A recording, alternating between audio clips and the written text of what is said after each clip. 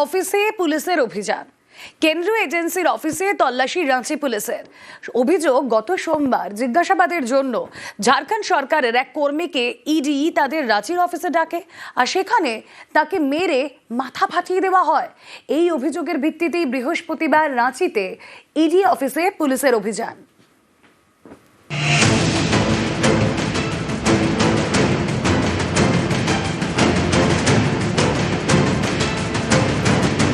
आठों জানুয়ারি আইপ্যাকে ইডি ঢানা, এ নিয়ে শোরগোল পড়ে যায়।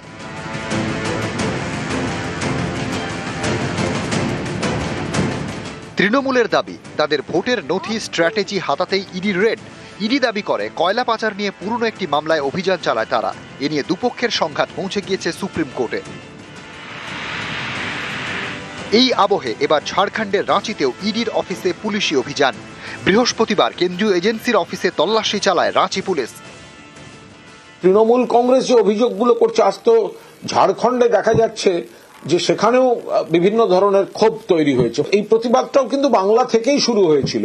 বিজেপি সামলাতে পারছে না, কখনো নির্বাচন কমিশনকে নামাচ্ছে, কখনো কেন্দ্রীয় এজেন্সিকে অপব্যবহার করছে।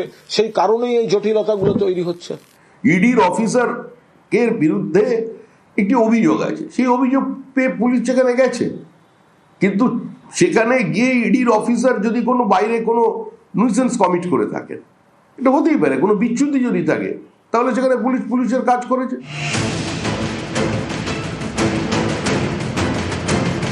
রাঁচির বাসিন্দা সন্তোষ কুমার ঝাড়খণ্ডের ওয়াটার সাপ্লাই ডিপার্টমেন্টে চাকরি করেন। সেই দপ্তরে দুর্নীতির অভিযোগ, যার তদন্ত করছে ইডি। গত সোমবার জিজ্ঞাসাবাদের জন্য সন্তোষকে ইডি তাদের রাঁচির অফিসে ডাকে। অভিযোগ, সেখানে সন্তোষকে বেধড়ক মারধর করা হয়। এমন মারধর করা হয় যার জেরে মাথা ফেটে যায় সরকারি কর্মীর। ইডি অফিস থেকে বেরিয়ে তিনি রাঁচি পুলিশের কাছে অভিযোগ জানান। এরপরে বৃহস্পতিবার রাঁচিতে ইডির অফিসে অভিযান চালায় পুলিশ। কেন্দ্রীয় এজেন্সির অফিসে তল্লাশি চালায় রাঁচি পুলিশ। নিউজ 18 বাংলা।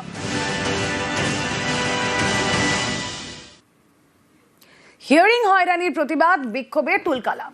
তছনছ চাকুলিয়ায় বিডি অফিসে যথেচ্ছ ভাঙচুর, আগুন।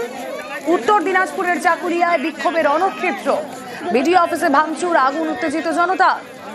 বাংলা সহায়তা কেন্দ্রেও আগুন লাগিয়ে দেওয়া হয়। একবার হিয়ারিং এর পর আবারও ডাক। কমিশনের বিরুদ্ধে বিক্ষোভে অশান্তি। বিডি অফিস চত্বরে ভাঙচুর, উত্তেজিত জনতা। আহত চাকুলিয়া থানার আইসি সহ বেশ কয়েকজন।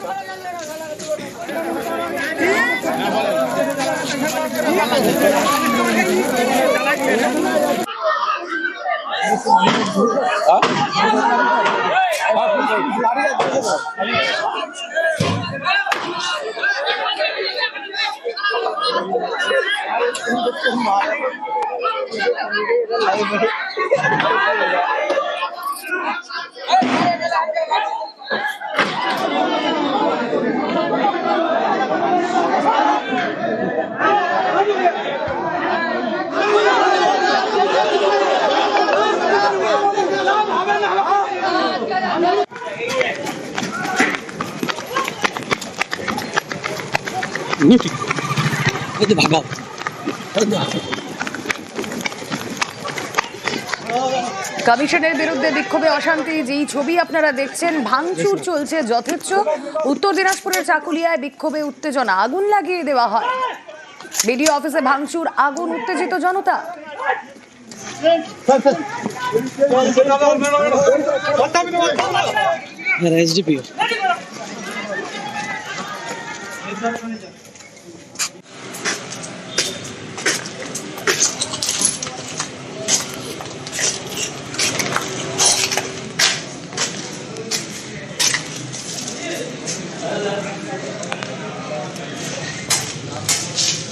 পরিস্থিতি এখানে না আসলে বোঝাই মুশকিল ছিল, কারণ এই মুহূর্তে একবারে চারদিকে ছড়িয়ে ছিটিয়ে রয়েছে উত্তেজিত জনতার যে ভাঙচুর করার জিনিসপত্র, সেই ভাঙচুর করার জিনিসপত্র, সেই জিনিসপত্রতে কিন্তু আগুন ধরিয়ে দেওয়া হচ্ছে। আমি এই মুহূর্তে রয়েছে গোয়ালপুকুরের 2 নম্বর ব্লকের যে বিডিও অফিস, সেই বিডিও অফিস চত্বরে রয়েছে, এবং সেই বিডিও অফিস দেখতে পাচ্ছ তুমি যে সেই বিডিও অফিসে কিন্তু যেখানে ভাঙচুর করা হচ্ছে, এবং ভাঙচুরের যা জিনিসপত্র রয়েছে ভিতরে সমস্ত কিছু কিন্তু এখানে এনে উত্তেজিত জনতা সেটাকে আগুন ধরিয়ে দিয়েছে, এবং আগুন ধরিয়ে দেওয়ার পরে কিন্তু এই এলাকায় ব্যাপক উত্তেজনা উত্তেজনা ছড়িয়ে পড়ে। এবং পাশাপাশি আর একটা সবচেয়ে গুরুত্বপূর্ণ একটা বিষয় জানিয়ে রাখি, কিন্তু এই পাশে এই যে বিল্ডিংটা দেখতে পাচ্ছি, এই বিল্ডিংটা রয়েছে কিন্তু এই যে স্বাস্থ্য কেন্দ্র, চাকুলিয়া স্বাস্থ্য কেন্দ্র রয়েছে, কিন্তু এই স্বাস্থ্য কেন্দ্রের পাশে এত বড় একটা ঘটনা ঘটে গেল আজকে, তা কিন্তু সাক্ষী থাকে গেল এই বিডিও অফিসে আসা কর্মী সমর্থকরা যারা রয়েছে। এবং যারা এই মুহূর্তে পুলিশ প্রশাসন তারা কিন্তু বাইরে গেছে, বাইরের যে উত্তেজিত জনতা যারা রাস্তাঘাটে যে বিক্ষোভ দেখেছিল সেখানেও কিন্তু পরিস্থিতি নিয়ন্ত্রণ আনতে পুলিশ কিন্তু মোতায়েন করা হয়েছে। তোমাকে আরেকটা বিষয় দেখিয়ে রাখি যে এই যে ছবিটা রয়েছে, এদিকে আসো, আমার ক্যামেরাম্যানকে বলবো একটু আসতে। এই হচ্ছে বাংলা সহায়তা কেন্দ্র, এবং এই বাংলা সহায়তা কেন্দ্র যে চিত্রটা তুমি দেখতে পাবা যে একবারে পুড়ে ছাই করে দেওয়া হয়েছে, একদম নথিপত্র যা জিনিসপত্র ছিল সমস্ত কিছু কিন্তু পুড়িয়ে দেওয়া হয়েছে।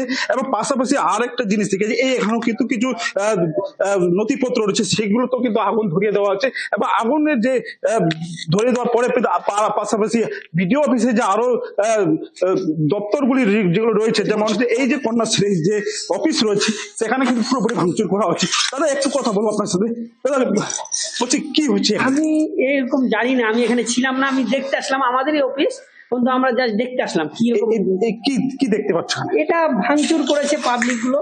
কষ্ট হচ্ছে না? কষ্ট তো প্রচুর হচ্ছে, আমাদের পঞ্চায়েত থেকে প্রিন্টারটা নিয়ে আসে সেটা পর্যন্ত ভেঙে গেছে, তাহলে আমাদের তো অনেক মানে ক্ষতি হয়েছে, অনেক ক্ষতি। এই যে রূপশ্রী প্রকল্প তুমি দেখতে পাচ্ছ, যে রূপশ্রী প্রকল্পের এখানে নাম রয়েছে, এই টেবিলটা হচ্ছে রূপশ্রী প্রকল্প, এখানে কোনো কিছু নাই। তার যে এই কম্পিউটার সমস্ত কিছু নথিপত্র কিন্তু ডকুমেন্ট তারা আপলোড করেছিল, সেগুলো কিন্তু নষ্ট করে দেওয়া হচ্ছে।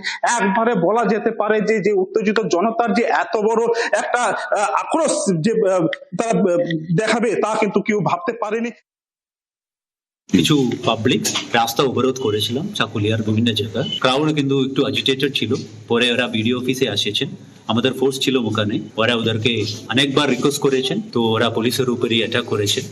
ইভেন বিডিও অফিসের কিছু মালপত্রগুলো ওরা ড্যামেজ করেছেন, ওদেরকে ডিসপোজ করার জন্য লাঠিচার্জ করতে হয়েছিল। পরে আমরা একটা কমপ্লেন পেয়েছেন বিডিও স্যার থেকে, ও কমপ্লেনের উপরে আমরা এফআইআর স্টার্ট করেছেন।